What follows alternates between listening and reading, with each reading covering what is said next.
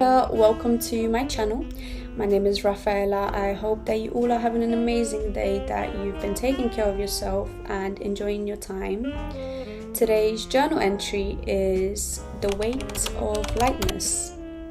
I think that we don't often talk about how heavy lightness can feel, and that choosing ease and joy or simplicity is often mistaken for avoidance, as if something has to be hurtful in order for it to be meaningful.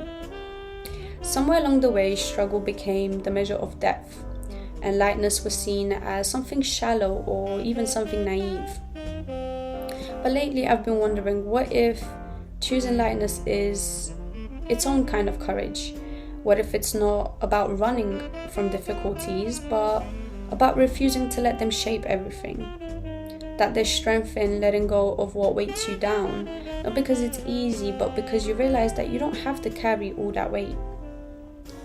I used to feel a deep sense of admiration, and to this day I still do, and if I'm being honest, a tiny bit of envy for the people who had been through so much in their lives, yet still showed up with kindness and joy. To me, it was both amazing and confusing at the same time, of how these people could still smile and still treat others so gently even after they've been extremely hurt. While I often find myself shutting down and building walls around me and wishing that the whole world would burn because I'm in pain, these people, they remained open. They didn't let the suffering turn them cold or bitter, and that kind of quiet resilience always struck me as something powerful, and that's exactly why I think I admire them so much. But I also think that these people are oftentimes misunderstood, as if their lightness means that they never struggled, as if their jolly nature that they carry in their life means that they never encountered hardship. But in truth, I feel like their softness often comes from having faced the dark and choosing not to carry it with them throughout their lives. I've been trying to unlearn the idea that things only mattered if they're hard. For a long time, I believed that struggle gave life its meaning, that ease was somehow less real. But I'm starting to see it a little bit differently now. That peace doesn't have to be earned through hardship, that joy doesn't need to be explained or justified. And I'm learning to let ease be enough, to stop doubting good things just because they didn't come wrapped up in pain. Now, it's not always comfortable, and sometimes choosing lightness feels like I'm going against everything that I've known or everything that I taught myself. But maybe that's the whole point. Maybe choosing lightness is the work. And the truth is that lightness doesn't always feel light at first. Sometimes it feels unfamiliar and even wrong, like I'm skipping a step or ignoring something very important. I've caught myself questioning moments of peace, wondering if I really deserve them. And after living with struggle for so long, comfort began to feel a little bit suspicious. I've learned to brace myself for impact, to expect joy to slip away at any moment, and letting go of that mindset has been hard because pain once gave me purpose. But I'm learning that familiarity doesn't equal truth, and that just because something is comfortable or settled down or quiet, it doesn't mean that it's empty, and maybe peace doesn't need to come at a cost. Staying soft in a world that often feels hard is not weakness. It's a quiet kind of strength. It's actually way easier for us to shut down, to meet the world with the same sharpness it throws at us. But choosing to remain open, to keep feeling, to keep being kind takes real courage. And I used to think that being strong meant not being affected, but now I think true strength is feeling everything and still choosing to act from a place of love. Being soft doesn't mean being unprotected, it means showing up as yourself even when it would be easier for you to hide.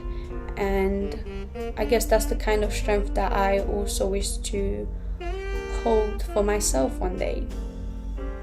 Joy is a strange feeling when you've been shaped by struggle.